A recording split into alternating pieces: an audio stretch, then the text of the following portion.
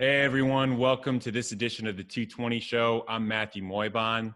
Today is July 10th, 2020, and despite some of my best hopes, and I'm sure the hopes of a lot of people out there, it doesn't look like COVID-19 is going away anytime soon. We really have to adjust to this being our new normal for a little while, and some things may stick for a long time.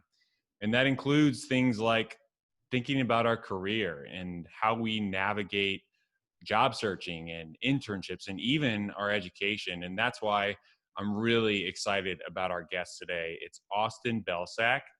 So Austin has been the director of development at Microsoft for a few years now. He's worked there since 2015 in New York City. And for Austin, what's really cool is that was his dream job. He got his dream job pretty soon after school. But what's awesome is he didn't stop there. He decided he wanted to help other people not have to go through his journey, which we'll talk more about, and be able to get jobs they love. And so he started Cultivated Culture, which does exactly that. It helps people use unconventional strategies to land jobs they love in today's market. And I love this, without connections, without traditional experience, and without applying online. His work has been featured in Forbes, Business Insider, Inc., Fast Company, and USA Today. And this is my favorite part. He's helped thousands of job seekers land offers at companies like Google, Microsoft, Salesforce, Amazon, Facebook, Apple, Twitter, Uber, Spotify, Deloitte, Accenture, Sequoia Capital, Tesla, SpaceX, ESPN, the NFL, and more. And he's a good friend. Austin, excited to have you. Welcome to the show. Happy to be here, Matthew. Thanks so much for having me, man. And I guess no pressure after that intro. I appreciate it.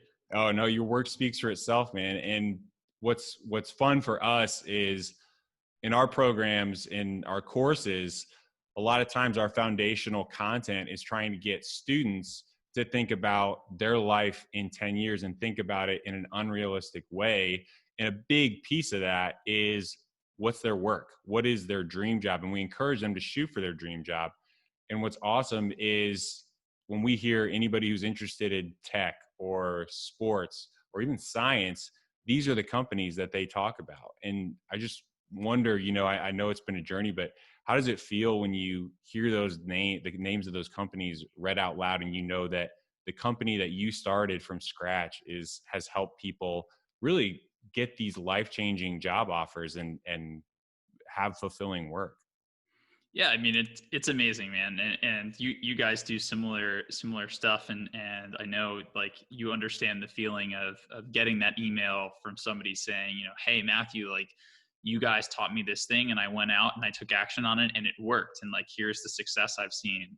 There's really no better feeling, and it's just been a lot of fun because one thing that's just such a bummer to me is seeing so many people settle for jobs. And I was one of those people. I had to settle for a job that I hated, and I just told myself, this isn't it. This isn't what, is meant to be. And I'm going to go create the opportunity that I believe I deserve. And, it was not an easy road. There's a lot of ups and downs, a lot of failure, a lot of rejection, confusion, etc. But you keep persisting, you keep your eye on the prize, you get out there and you talk to people who have walked a similar path, who've seen success themselves, try to learn from them and create your own system. And that's exactly what happened. And, you learn so much along the way. Like I assume you guys talk a lot about passion, or you get questions about passion. And it's such an interesting thing, right? Because I think a lot of us feel like it's a lightning bolt that hits you in the middle of the night, and you wake up and you're like, oh my God, I was meant to do this thing. And for me, if you asked me 6 years ago, what I would be passionate about, helping people with their careers that would have been the last thing on my list. And so, you learn a lot about yourself along the way. And you learn, that you actually have some knowledge that's valuable for people out there. And it's definitely a really gratifying feeling.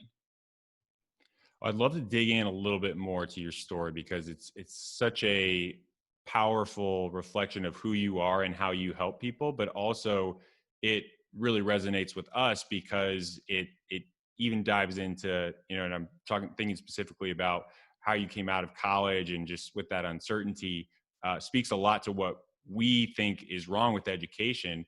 But I also think getting into some specifics about the journey could help people really understand how powerful cultivated culture content and what you do is. So do you mind starting maybe in college and telling us how you got to Microsoft and then how cultivated culture came about?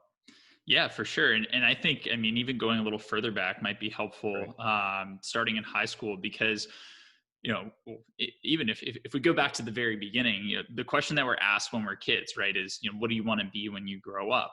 And the answer is, when you're that age, anything goes, right? Astronaut, the next Tom Brady, or, whatever it is, those are all acceptable. And apparently you can do anything you want if you put your mind to it, right? But then that question persists, and it's something that we're asked. Honestly, it really never goes away. I'm still asked, what do you want to do 5 years from now? And Mhm.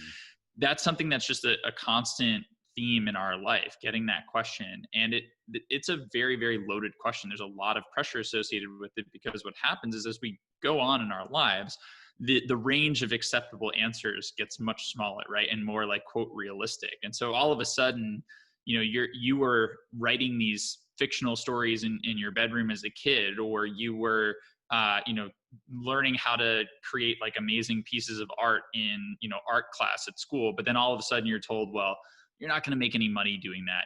Be a little bit more realistic. And we're sort of funneled into what you might call like TV careers. So, lawyer, doctor, accountant, finance, anything that fits within this bucket of the traditional career paths. And when I was in high school, I had no idea what I wanted to do. And my parents, specifically my dad, was really pushing me to find my passion, and I had no idea what that meant. And so at the time I was like passionate about video games and like music, and that was pretty much it.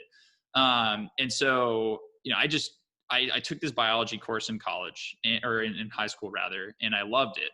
And I didn't know really why I loved it. I just knew that like it came easily to me. I got good grades, and I normally did not get good grades. And so I said, all right, well, I'll just be a doctor, because that seems to be like a natural path that plays into my strengths. So I started telling everybody I'd be a doctor, and I got those looks of approval, right? My parents were telling all their friends, my son wants to be a doctor, and all their friends were like, oh, that's amazing.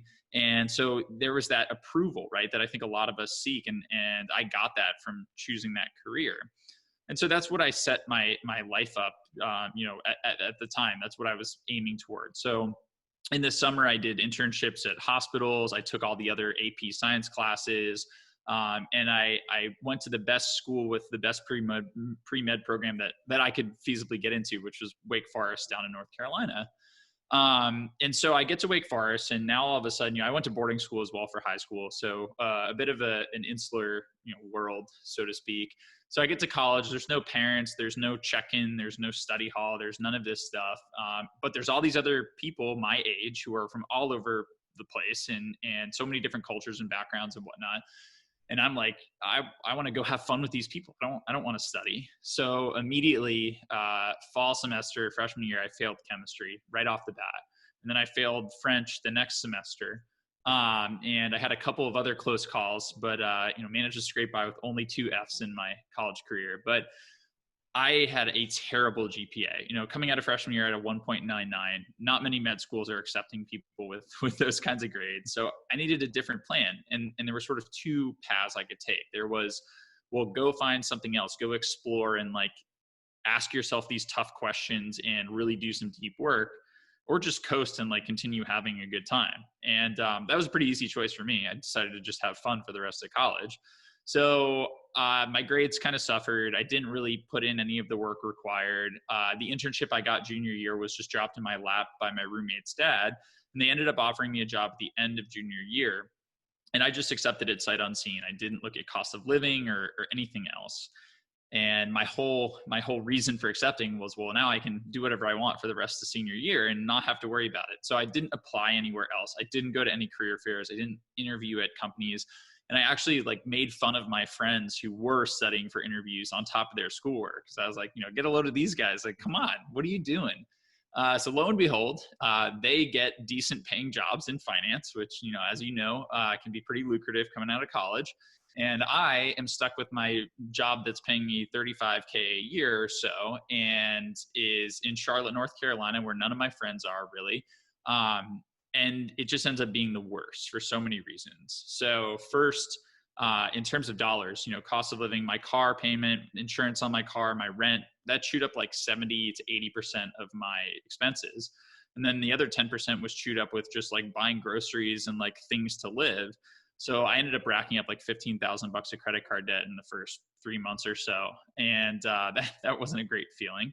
So on top of that, the job was crazy. I essentially was required to be driving to these different hospitals across North and South Carolina to be in the operating room for surgeries at 6 a.m. So I was getting up at 3:30 in the morning, driving 2 hours to get to the hospital by 5:30. And that was 5-6 days a week. And then my boss, we did not get along. He wasn't a super nice person. He would tell me constantly, you're not good enough. You're never going to make it. There aren't going to be any opportunities for you. And then one day he was like, maybe you should do something else. And I was like, you're right. I'm going to take your advice for once. So I sat there and I was like, okay, what do I want to do? And this was back in 2013. So this was when tech was sort of seeing, I would say it's like the Wild West or the golden age, Uber, Facebook, they're all hitting their stride. They don't really have any of these issues that have surfaced up as of late. And it sort of seemed like anything goes, and all of the cool, smart people were in tech. And these were apps that we used every day, right? I'm taking an Uber to go eat dinner at night, or I'm on Facebook or Instagram or whatever, keeping up with friends. And I so badly wanted to be able to say like, hey, I work for X company. And everybody was like, oh yeah, I know what that is. So that's what I set my sights on. And what we're told in college, right, is you spend all this money to get a degree, because if you have a degree, you'll always have an opportunity. You'll always get your foot in the door. And that's what I assumed. So I said, okay, I'll get some advice and see how to go about this the right way. Don't think it should be that hard. But anyways, I go talk to all the people that we normally go to for advice: parents, friends, other family, career counselors, Google, just looking stuff up there. And those are the people that anytime we have a problem, we turn to, right, for our whole lives. So like, why wouldn't you do that for the job search? And after talking to them, they all had the same answer, which was basically it's a numbers game. So you tweak your resume, you go to the online job board, you submit your resume, and then you cross your fingers and you hope somebody gets back to you. And, Matthew, to your point, like this is the issue, because you put something out there, you lose all control, and you sort of cross your fingers and you hope somebody takes a chance on you. And then what happens is, you apply to your dream companies first, which was what I did. I went to Google, I went to Facebook, I went to Microsoft, and they were all like, nope, like right off the bat. And so then you take a step back and I'm like, okay, well, what about late stage startups? And then apply to those. No. Then you take a step back. And then eventually you get to this place where you're just applying to companies simply because, you're hoping somebody will take a chance on you. And so a good friend of mine, Madeline Mann, I don't know if you've seen her stuff. Yeah, she's awesome. She calls this hitchhiking through your job search, because you're essentially, just sticking your thumb out in the form of your application, and whatever car comes and picks you up is the one you jump in, right? But what we're all terrified about with hitchhiking is that you end up in the serial killer's car, and then your body's on the side of the road, and that's sort of the same risk you're taking with your job. You never know what you're stepping into. And so for me, I applied to 100 places the first month, and I didn't hear anything back. And I was like, well, this doesn't seem to be working. So I went back to all those same people and I said, what do I do now? And they sort of just reiterated what they told me before. Tweak your resume, apply to more jobs, and it's a numbers game. So at this point I was a little skeptical, but I said, all right, everybody's telling me this, all the people that I look up to, I'm going to continue down this path. I'm going to give it my best effort. If it doesn't work, I'm going to drop it and figure something else out. So the next month I applied to 200 jobs, and I said, I'm going to double down. If this does not work, this system doesn't work. And that's exactly what happened. Really no results. I got some of those pity interviews from family friends which inevitably ended up with like, hey, we like you, but we have candidates with real experience. So like, got to go with them. And it was super frustrating, right? The definition of insanity is doing the same thing over and over again and expecting a different result. And this felt like insanity. Like I felt like a crazy person. And so right around that time, I had a conversation with a Wake Forest alumni who worked at Uber. And he basically said, the reason you're struggling is because you're taking advice from all these people who have not come from your background, who have not come from, where you are, and have not been where you want to go. And so, Lily, my wife, summed it up much more eloquently later on in life, which is essentially, you should only be taking advice from people who already have what you want. And that was a life-changing, game-changing moment for me. So I sat down and I said, okay, what do I want? And I wrote out my dream criteria. And I basically said, I want to be working in a major city, New York, LA, San Francisco. I want to be working at a leading tech company, Microsoft, Google, Facebook, et cetera.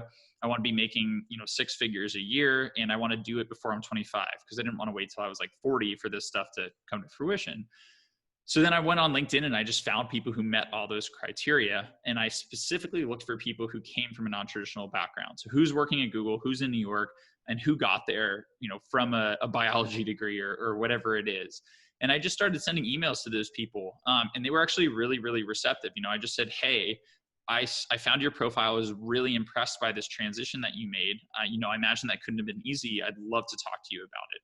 And people ended up, being way more receptive than I ever thought they would be. So I ended up getting on the phone with a bunch of people, and they all kind of told me their story, and I listened, and I learned 2 really important things. The first was almost every single one of these people had gotten referred into their role, whether or not they knew the person beforehand. Some people had a family friend. Most people didn't. Most people had to go just build a relationship with somebody. And that was a light bulb moment for me. I didn't know it was even like allowed to email somebody you've never met before and like try to engage them.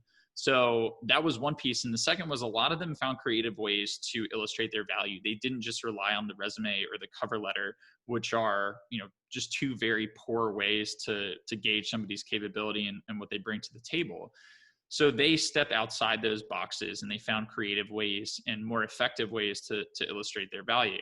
And I thought those 2 things were amazing. So I basically made it my mission to, take a new approach with those 2 things as my guiding principles, like my 2 core pillars of this new system. And I just went out there and I started applying them to any company that I could find. I just started reaching out to people. I started learning how to build relationships. I failed a lot. I got a lot of, no's and rejections and all this other stuff. But eventually over time, I kind of honed the system to the point where I could effectively pick and choose where I wanted to land an interview. I could say, hey, I'm really interested in this company. Let me go build relationships with some people there who can potentially refer me in. And then I'll get in the door via referral. And then I'll use this, this project or this value add as a way to kind of illustrate my value and overcome some of these objections. And that ended up working really well. So, I got in the door with Google and Microsoft and Twitter. And I ended up basically getting to the offer stage with all 3 and accepting to go with Microsoft. And like you said, I've been there for 5 years now, and it's been amazing. But when I got there, a lot of people came to me and they said, hey, like, weren't you the kid with terrible grades? How the heck are you working at Microsoft now? And after enough people came out of the woodwork and kind of asked me about the process, I just wrote this whole blog post on everything that I'd learned. And I put it out there. I did some marketing behind it, just reaching out to people and saying, hey, if you think this is interesting and would be willing to share, I'd appreciate it. And it got a lot of traction and it resonated with a lot of people. I had a lot of people commenting and responding to me saying, I didn't even realize there was another path. This is fantastic. And I sort of figured we were onto something. And so that was essentially the birth of Cultivated Culture there with that article. And the rest is kind of history. The rest has been taking that system and learning how it applies to different industries and different people. And it's been amazing to have, so many people to test it across and so many people, it's been super gratifying to see so many people willing to jump outside of their comfort zone and outside of that application process and try something new and then see results. And now, you and I know this well, but as soon as you feel empowered that you can email almost anybody and start a conversation with them, life changes, right? You can pretty much do anything that you want to do at that point. And so even the people who, struggle getting that offer are still like, well, I've added so many people to my network and I feel confident reaching out to people now. And so you're eventually going to get that offer. It's just a matter of persistence. But on top of that, you're going to build out your network, and you're going to learn a whole new set of skills that's going to be beneficial for anything else that you want to do outside of your career.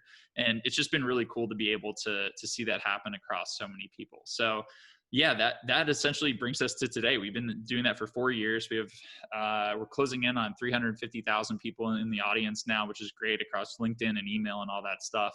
And yeah, it's just been a lot of fun. Awesome. So, you touched on this a little bit, but I'd love to dig into it a little bit more. What are some of either the worst advice you hear out there about job seeking, or maybe the mistakes that you see so many job seekers make? And what are those unconventional strategies? And I know you have a lot, but maybe highlight some of the ones that are most relevant that you recommend to counteract that bad advice.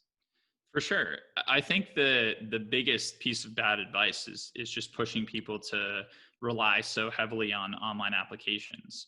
So, a lot of people come to me and they're like, well, Austin, should I never apply online? And no, you should absolutely apply online. The problem is people spend 90% of their search on the online apps and everything that goes with that, tweaking your resume and your cover letter and all that good stuff.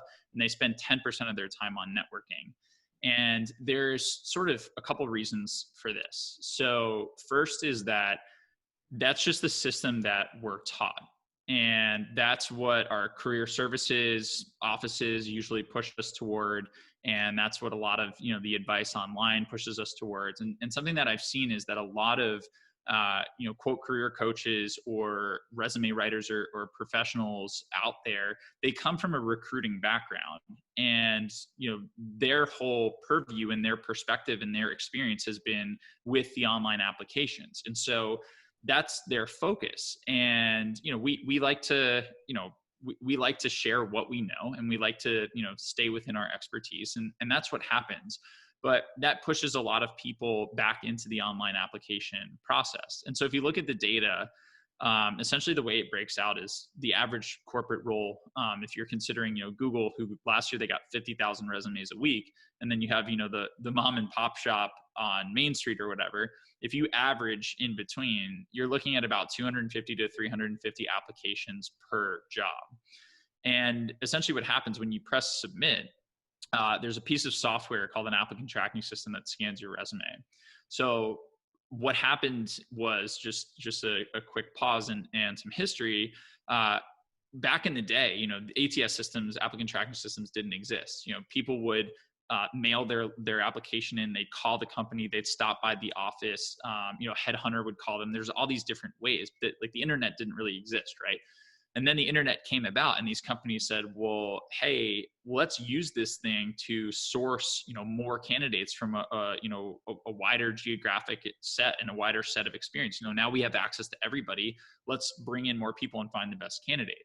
And that worked too well. They got so many applications that they didn't know what to do with all of them, right? And so I think something that candidates or job seekers don't really understand is, like, it's frustrating because you feel like nobody's reading your resume. But if you think about, okay, 250 resumes per role times, how many minutes is that person spending on your resume? Because even if it's 1 minute, that's 250 minutes. That's a lot of time for somebody to be sitting and just reading through all these resumes. And that's 1 minute. I mean, if you extrapolate that out to 5 or 10 or whatever, you ask a job seeker, how long would you want somebody to read your resume? And they say, like, 15 minutes. Well, 15 times 250 is, we're going to be signing up for the AARP card before they hire for this role.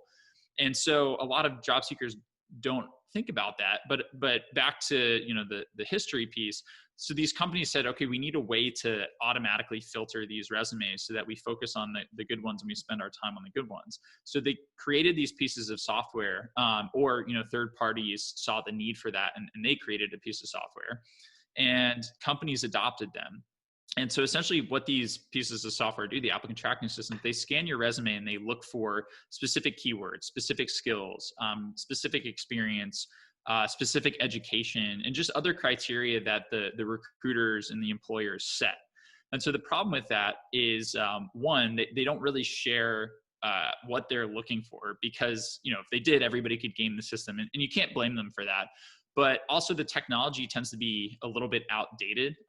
They're not as state of the art, I'd say, as some of the other pieces of software that are out there. And finally, just the nature of a resume makes it that it's really hard to extract value, because you could be an amazing candidate, but if you write your resume poorly, none of that value is going to be picked up, one, by the ATS system, or two, by a real human being.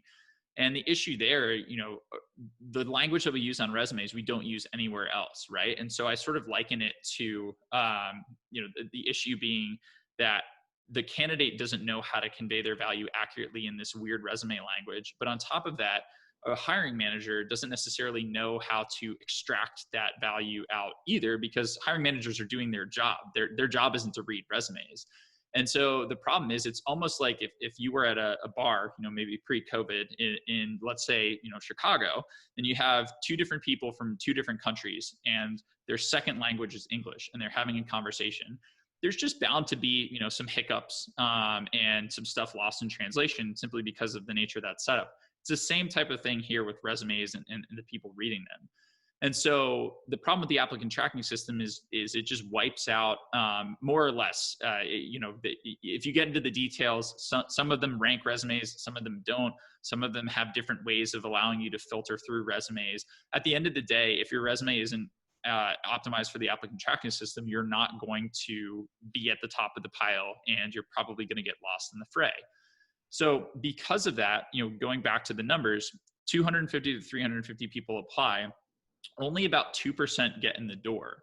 So only about 4 to 6 people are brought in for the interview, because at the end of the day, the company only has so much time to interview candidates, right? So they try to pick the 4 to 6 best people to bring in, and then one person will get hired. So if you look at those numbers, you have about a 2% chance of getting in the door if you apply online.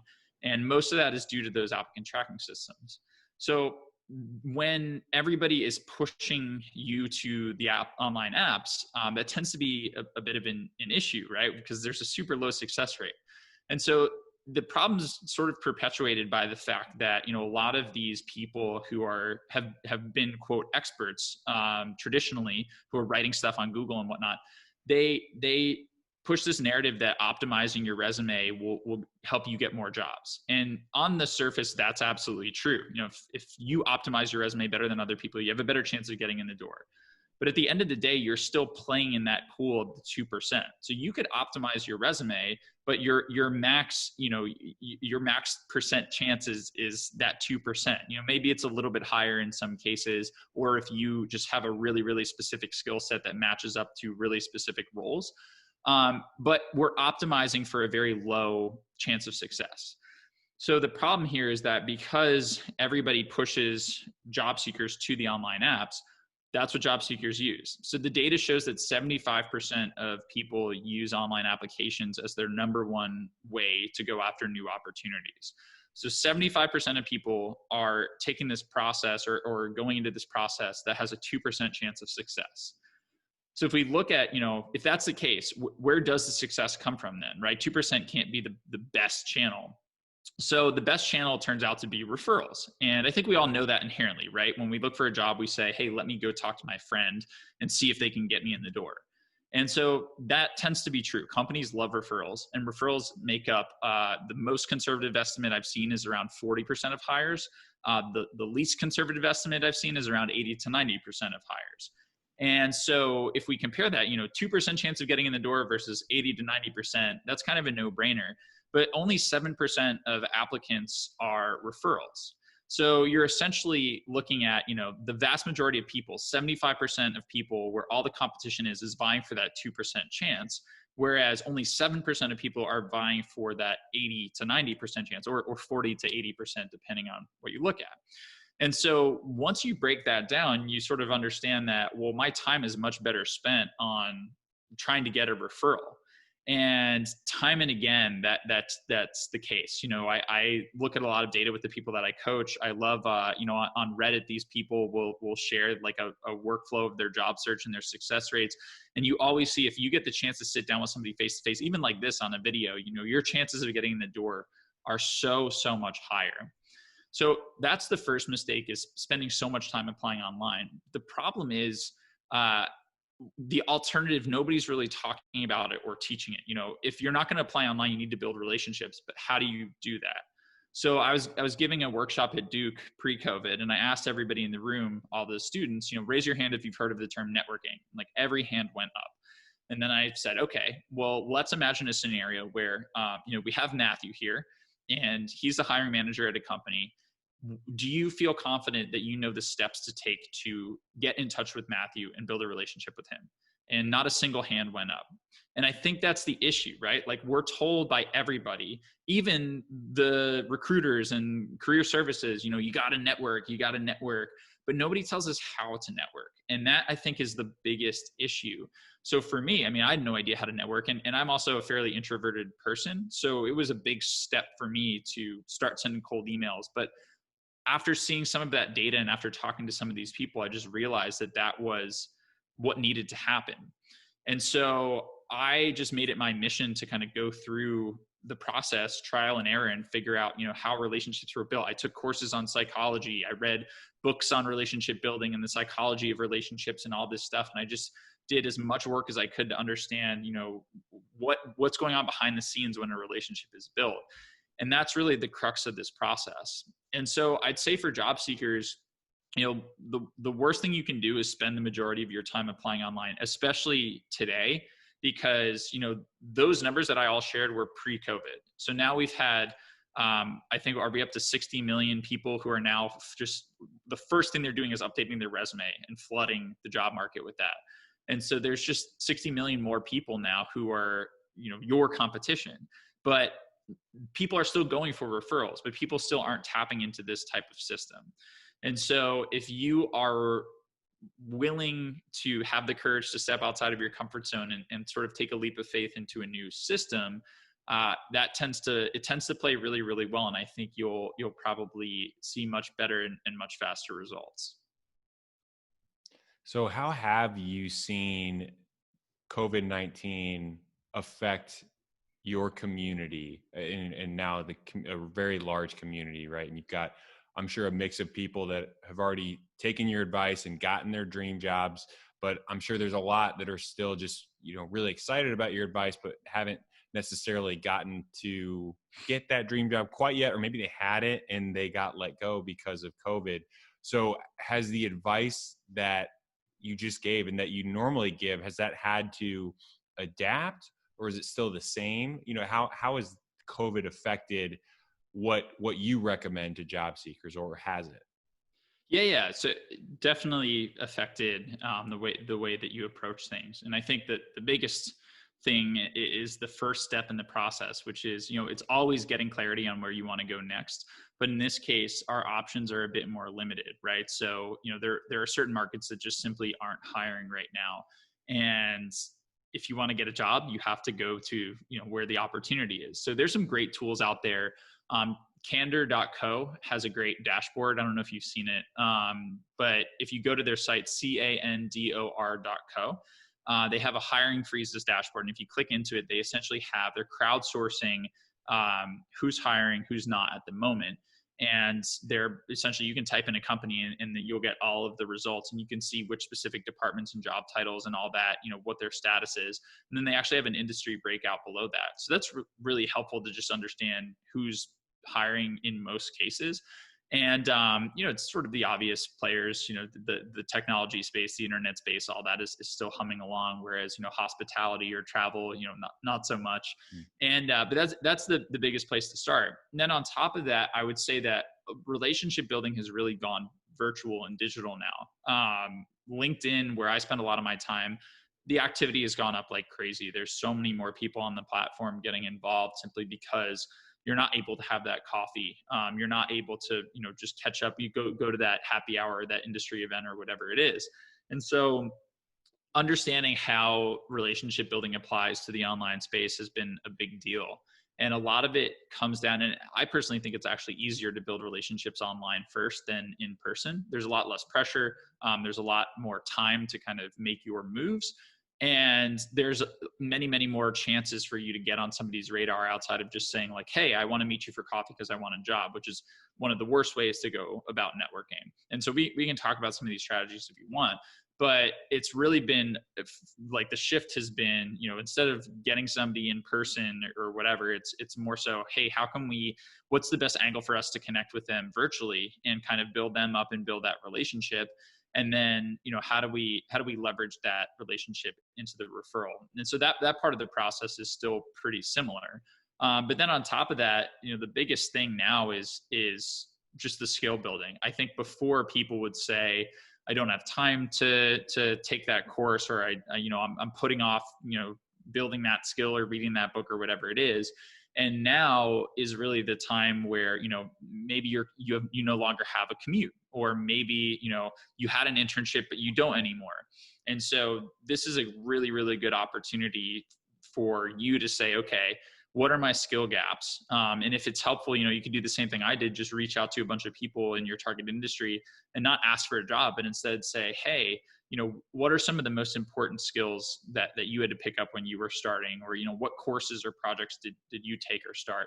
And then going and doing that yourself, because that is just going to accelerate your chances of getting in the door. And it takes time to build skills. It takes time to build up that portfolio. So, if you start now, you just get ahead of the curve, by that much.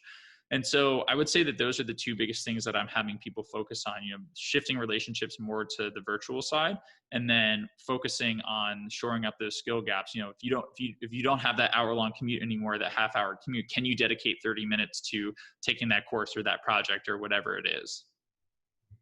What I think is so cool about what you said earlier too, and just the situation that we're in, is one of the things we try to get students to do. And I went through this when I was going through trying to figure out what I wanted to do. And, my dad was like, well, if you're a finance major, like, you should reach out to people in finance.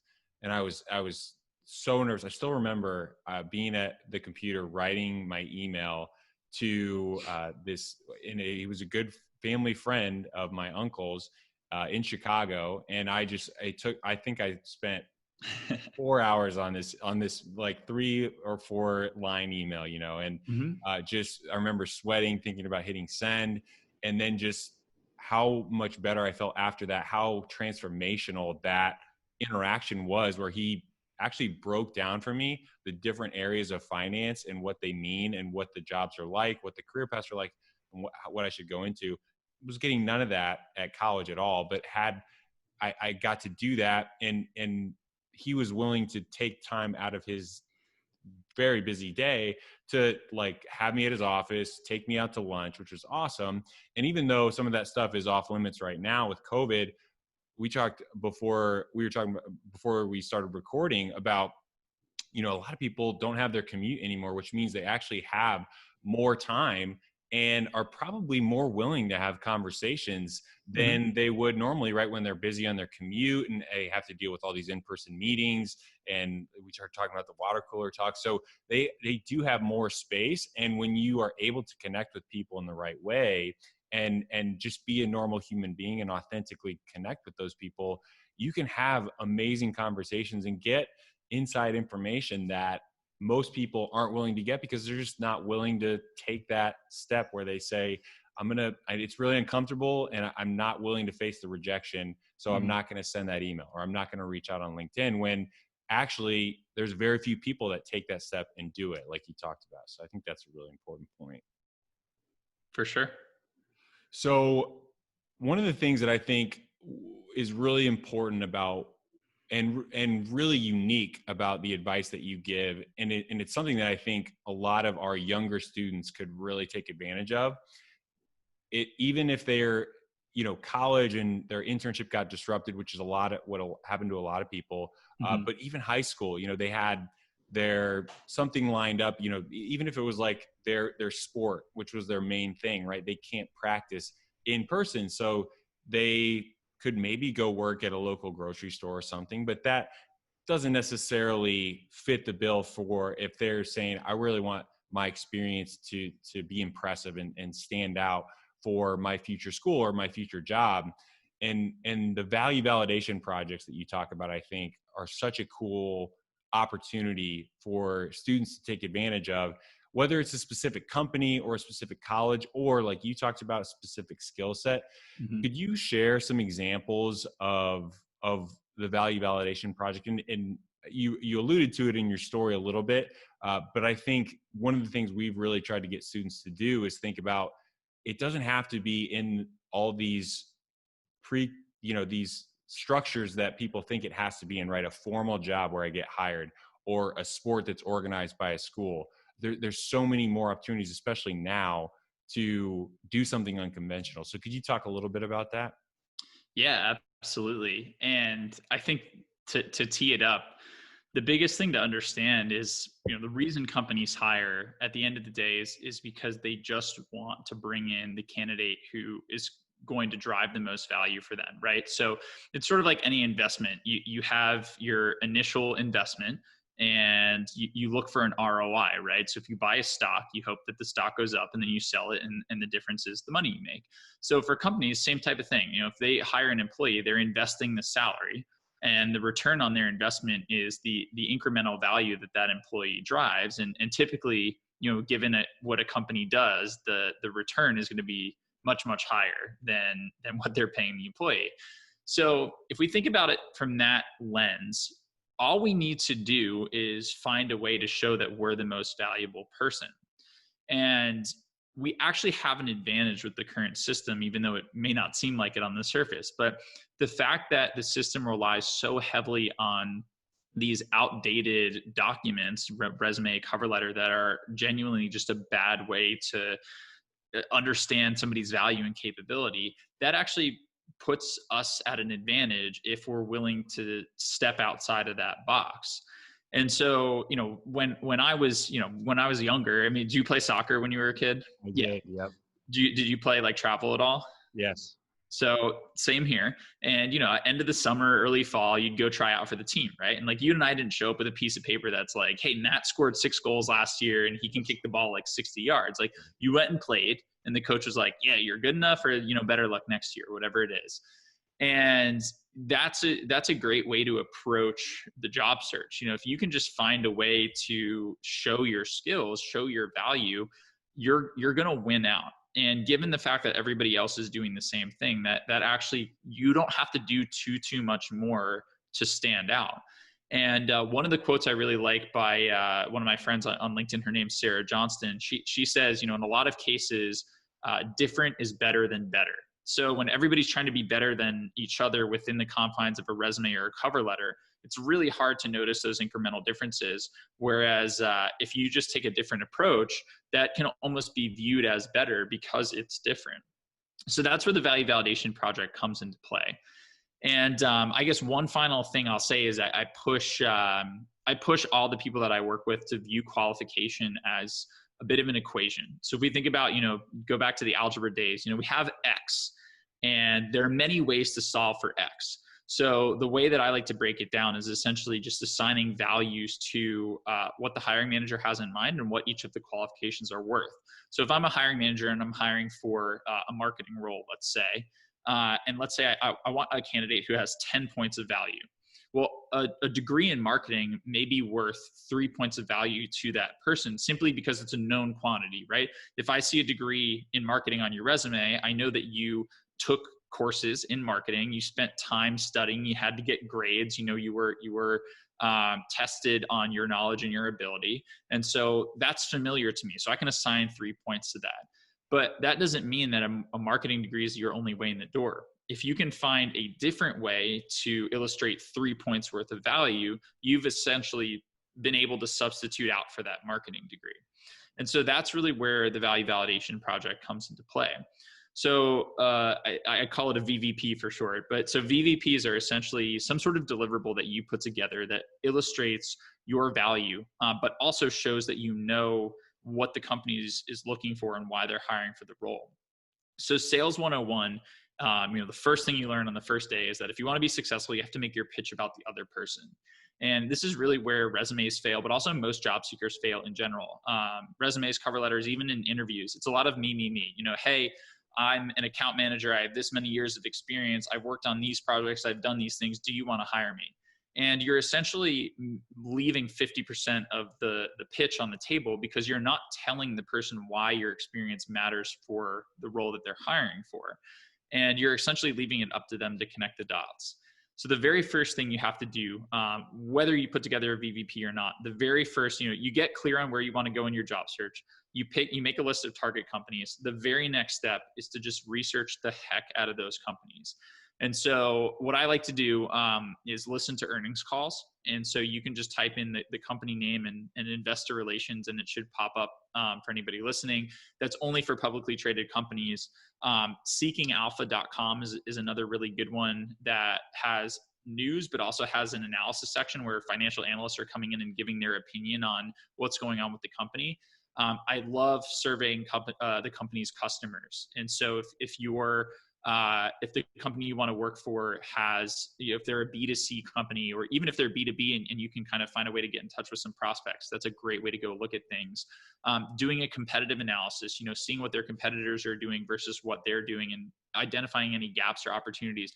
All these things are great ways to research the company to understand essentially what challenges are they facing, what initiatives are they driving for the next 6 to 12 months? What are their goals with those initiatives? What's their culture look like? What's their vision look like?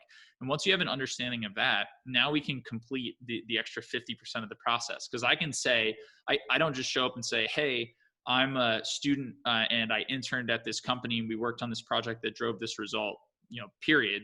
You say, I am a student who had this internship, we worked on this project and we got this result. And I know that you're looking to get a similar result in this role. I went and I did this research and I listened to this interview with the CEO and they said that you're looking to do X, Y, and Z. And so here's how we solved for that before and why, I might be able to bring that same result to you. So now we're putting it in their terms and we're making it about them. And that's really what sells things through. So for the VVP, you do all that research and your goal is to identify something that you can add value to. So it could be ideas for a new feature or a new opportunity or a new, really anything that adds value to them. It could be solutions to a problem. It could be feedback or suggestions on an initiative. There are a ton of different ways to do this. So I have a couple of examples, but I think the most relevant one is I was working with a student from University of Washington, and she wanted a job at Microsoft. So she had some marketing experience under her belt. She'd done some internships. She kind of worked over the summer and in her spare time with a specific like poke bowl restaurant, and she'd done the marketing for them, and she'd done a pretty good job. But she was still a student. She was mostly relying on GPA and courses and things like that. So we said, okay, let's take a look at what's out there. She was going for a rotating marketing role. So it's not like we were focused on one specific product, which actually gave us some options. So we took a look through everything and we sort of realized that Microsoft Teams had the most opportunity for marketing magic. They don't anymore after COVID-19, but this was back in October of 2019. And so we said, all right, Microsoft Teams has a ton of potential. They just released it recently, but nobody's really using it. They're still getting, Slack has the lion's share of the market right now. So we said, all right, let's go do some research. So she went and combed through reviews of Microsoft Teams and Slack. She went and surveyed Slack users and people who use Microsoft Office. Some of them used Teams, some of them didn't. And she just read up on the product. She read reviews, she read articles, she read news. And through all of that, she was able to get a really good picture of where each product was at, what its users thought about not just the product, but its competition. And we were able to say, okay, here are 3 ways that we think Microsoft could increase their user base. And so that's what we led with. Our cover slide was, 3 opportunities for Microsoft Teams to gain market share. And then we provided some evidence. So evidence is really, really critical in the VVP. You don't want it to be like, hey, this is something that I came up with in the shower. You want it to be like, hey, I surveyed your customers and here's what they were saying. So we teed it up with some evidence around the surveys and some of the articles that were out there. We had a quote that basically said, Slack's challenge is getting people to pay for its service, and Microsoft Teams' challenge is getting people to love using its service. So we took that theme of love and said, okay, how do we get people to love Microsoft Teams? And we came up with 3 ideas. So the first was, her research showed that people just didn't know when to use Teams. Like, why would I use Teams versus just sending an email through Outlook? Or, if I'm going to have if I'm going to create some notes, why not use OneNote or Word or whatever? So her solution was to come up with a bit of an educational roadmap. So when you signed in, or when you clicked the help button, or when you first signed up, there's this interactive map that says like, hey, here are all the tools available to you. And if you like hover over them, here's what they're used for. And that just gives people some education on when to use which tool. The second thing, and probably my favorite, is the old business adage is it's five times more expensive to acquire a new customer than to retain an old one, right? And we already have all of these evangelists who use Microsoft.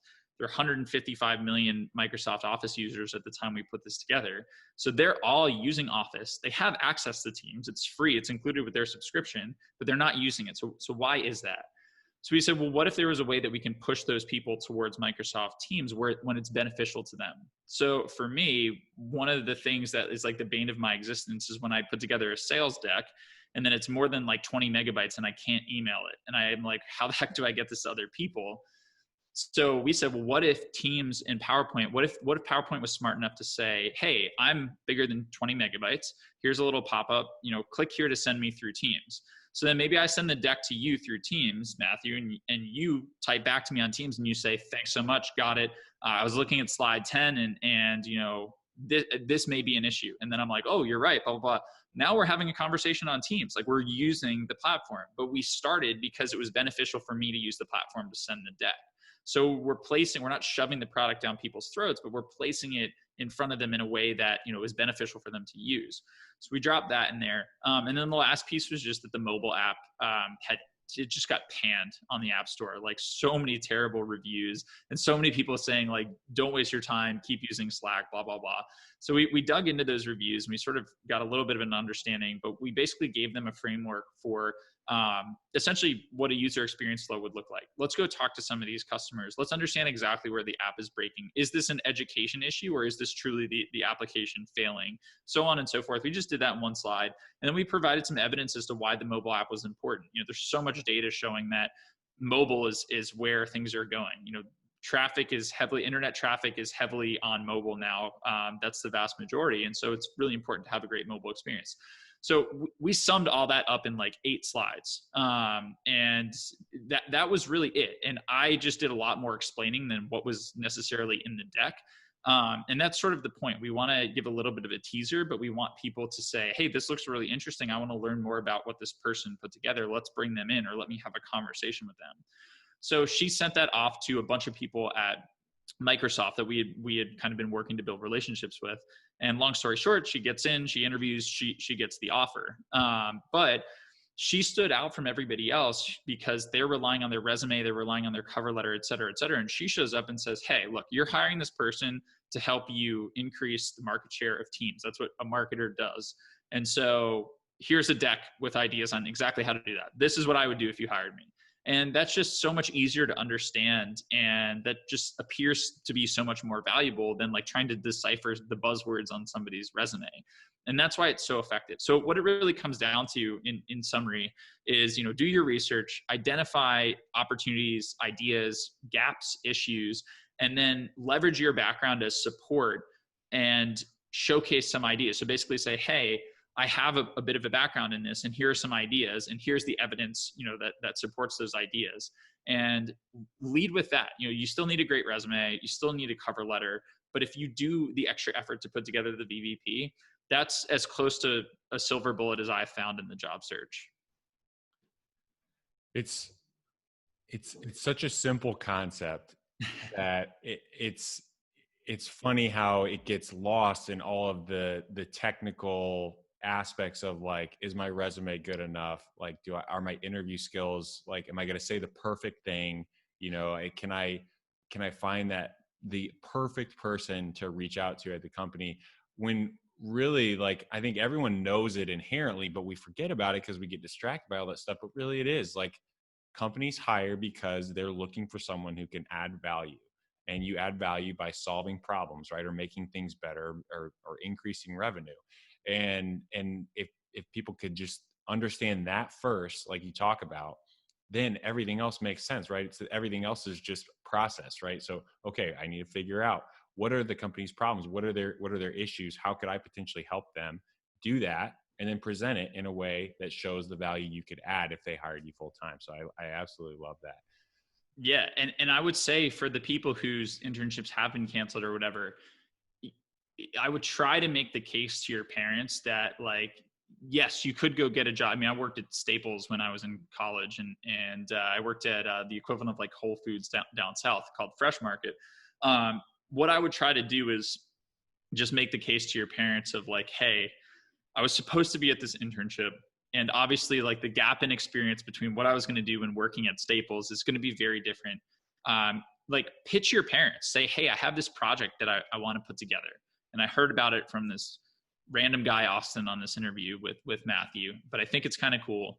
So here's what I'm thinking, and just kind of lay it out and see if they'll let you do it. But if you spend some time, over the summer, you could knock out a couple value validation projects. And my recommendation would be, like, focus on the thing that's like your thing. So one of my favorite value validation projects, so if you go to my site, if you go to cultivatedculture.com/value, there's a breakdown of what a VVP is, and there's a ton of examples. One of the examples on there is a graphic designer who she wrote this blog post that was titled, my friends hate the SoundCloud app, so I redesigned it for them. And it was written a couple of years ago, back when SoundCloud was a little bigger. But she's a UX designer, and she essentially created a blog post that walks through her entire process of UX design. And she essentially just opened up her brain and said, hey, you want to know how I work? This is how I work. And you could go do that for like 4 or 5 apps this summer. And now all of a sudden you have a portfolio that shows everything that you're capable of. And you can lead with that in an interview. If you want to be in marketing, something that you could spend your time doing is you could say, okay, I'm going to go start an Instagram page that is like funny sports memes, or it's, whatever it is. But I'm going to go dig deep into the strategies and the tactics and the formulas for growing an Instagram account. I don't have to tell any of my friends I'm doing it. Nobody has to know. It's just my project. But there are specific formulas for growing on social media. So go do that and make a goal of like growing it to 10,000 followers by the end of the summer. And then you can show up to companies and say, hey, I don't have a ton of quote formal experience, but I want to be a social media manager, and go check out this account that I've grown to 10,000 followers. I'm trying to think of what else. If you want to be like in data analytics, one of the things I love to do is if your field has a boot camp, so like one of those, immersive 12-week type of things, all those boot camps have their students put together capstone projects, and they tend to share some of those capstone projects. So like General Assembly is really good about this. So if you go Google General Assembly Data Science Gallery, there's going to be a gallery of all these projects that come up. So one of my favorites is this guy did an airline tweet sentiment analysis. So he essentially scraped Twitter's public data, took their tweets, he ran them through some natural language processing to understand like which tweets are a positive statement and which tweets are a negative statement. And then he applied that to tweets about 4 different airlines. And no surprise, everybody hates airlines. And that was the sentiment that came out of it. But now he has this formula that he started with airlines. Now he can go do that for hotels, or he could go do that for tech companies, or he could go do that for this industry or that industry. And so now he's sort of created this thing that's like his thing. And I don't know if he's chosen to do this, but if he did, he could go set all those up. And then the blog post piece is really critical too, like documenting the process, because if you, and an easy way to do this is a site like medium.com. I think you and I are both familiar with Medium, but Medium is essentially a site where you can show up and you just sign up for an account and you can start writing blog posts. Like, there's no other setup and it's totally free. So you can come and you can just write blog posts to walk people through the process of how you did this thing. Hey, I wanted to grow this following for this sports meme page to 10,000 followers. So here's where I started. I needed to understand the basics. Here are the courses I took. Here are the strategies I decided to use and why. Here's the progress, week over week, month over month. And you take people through, exactly what you did. And now all of a sudden at the end of the summer, you have this whole documented approach along with a real result. Like 10,000 followers on social media is something that companies like pay people to do in real life. And so you've done that. So taking the summer to kind of figure out a project that's out there and, work through that over the summer and have that result at the end of the summer, that is going to be so much more beneficial to you in the long run than, taking a job that like quote builds character or whatever. I totally get it. And if that's what you need to do, then like do the stuff we just talked about after work. I work on my side business after work. That's how I roll. But finding the time to do that project this summer, if your internship is canceled, is going to be totally huge. And I'll just plug, there's two guys out there. They run a company called Consulting. Have you heard of them? Jonathan and Jerry? I feel like I have heard of them. So they're awesome guys. They're both, Jerry still works at Google. Jonathan used to, and now works at Cisco, I think. And so they started Consulting, and they have a very similar approach to you and I and kind of everything we've talked about. But they're doing a project this summer where they're essentially working to pair, well, it started with interns, but now anybody who wants to have some sort of project experience on their resume, they're pairing them with creators. So like somebody like you or me might come to them and say, hey, for 220, I'm looking to have somebody transcribe all of these interviews, and we're going to be sharing them, and they can use any of the metrics like the views and the shares and all that stuff. They can put all that on their resume, and then Jerry and Jonathan are pairing people up like an intern with you guys to work on that project. So I think it's really, really cool. It's a ton of work on their side, but it's going to allow so many people to actually, the hardest part is coming up with an idea. What do I do? And they're sort of solving for that and making that part easy. So I definitely recommend that people check that out.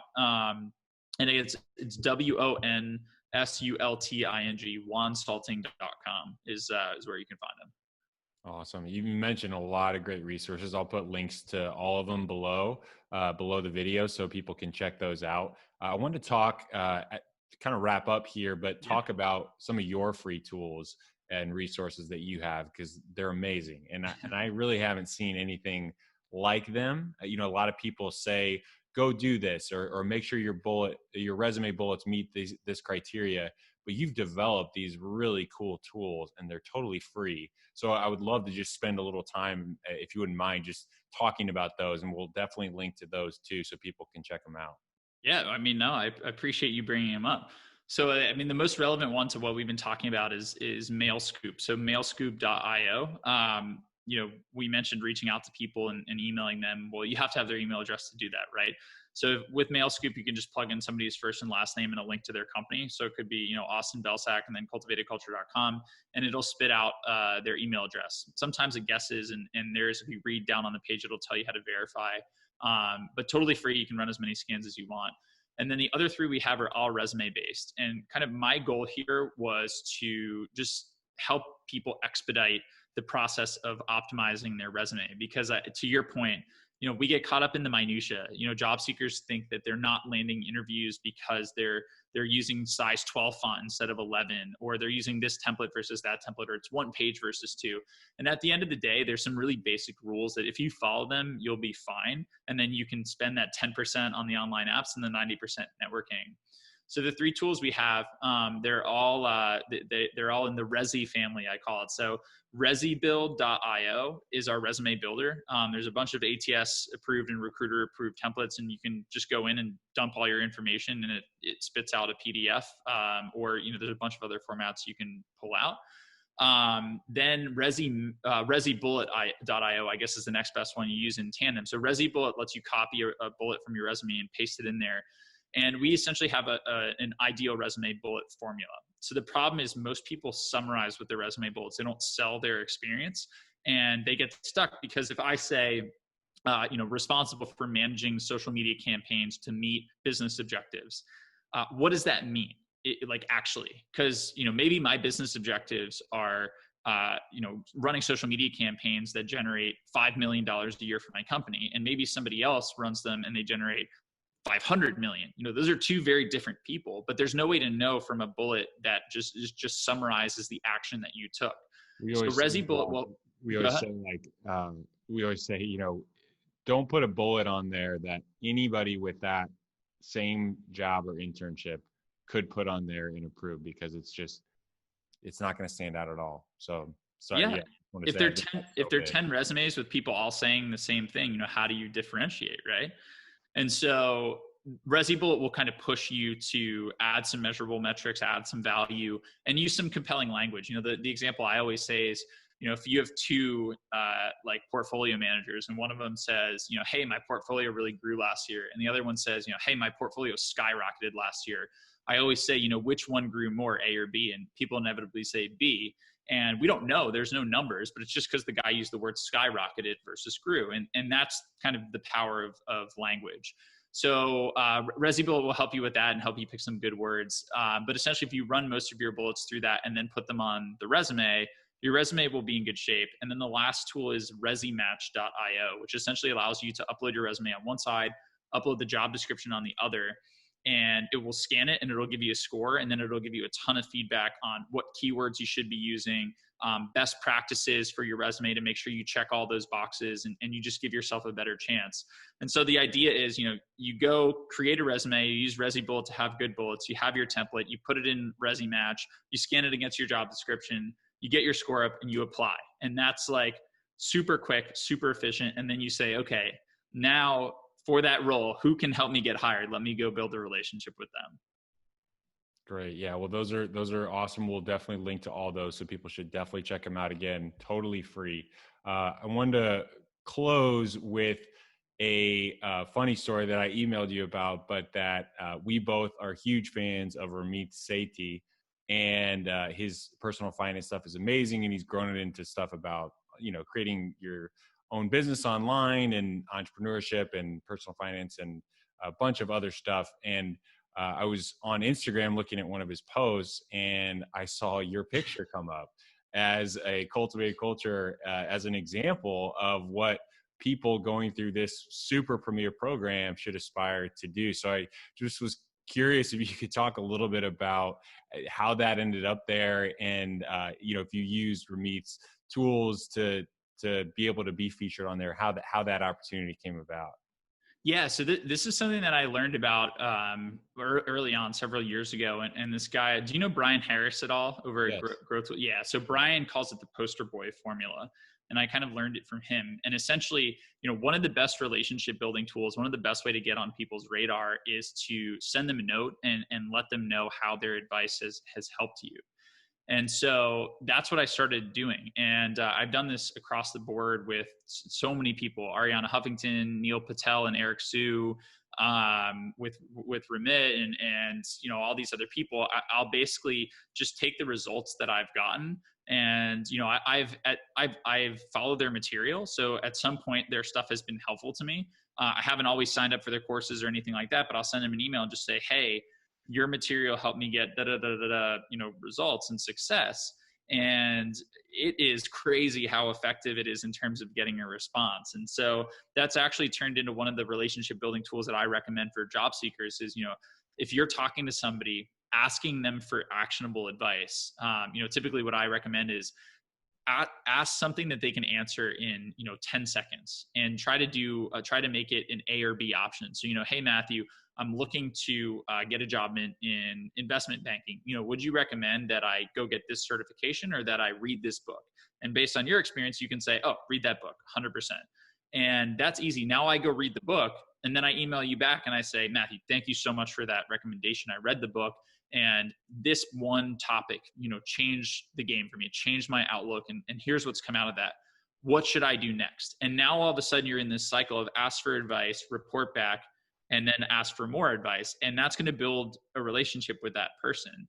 And so that's sort of the thing that I've borrowed time and again in my business, but it works really well for job seekers too. So yeah, I basically did that with Remit. They were asking for success stories. And I just sent mine in, and they ended up getting back to me. So yeah, just that in action. Another example of just doing something that's maybe a little uncomfortable or takes just a little bit of time that people aren't willing to do. And you put yourself in a minority of people that are more likely to be successful and get recognized and do all the things that we're all trying to work for every day. So Austin, that's awesome, man. This has been so much fun. It's great to see you and hear your voice. I'm glad things are going so well for Cultivated Culture. Is there anything else you would want to share or recommend to our students or educators or parents? Uh, I don't know, not off the top of my head. I mean, you guys are putting out amazing content, and we've been at this and been friends for many years now. So I always love the stuff that you guys are doing, and my biggest recommendation would be for people to keep watching these because you guys always have great guests and great info to share. Well, I appreciate it, Austin. We're looking forward to hopefully doing this again sometime. This was fun to be on this side. We got to do it on the other side where you interviewed us several years ago. So I was looking forward to the day when we could finally do it like this. But thanks again. Yeah, 100%, Matthew. Thanks for having me.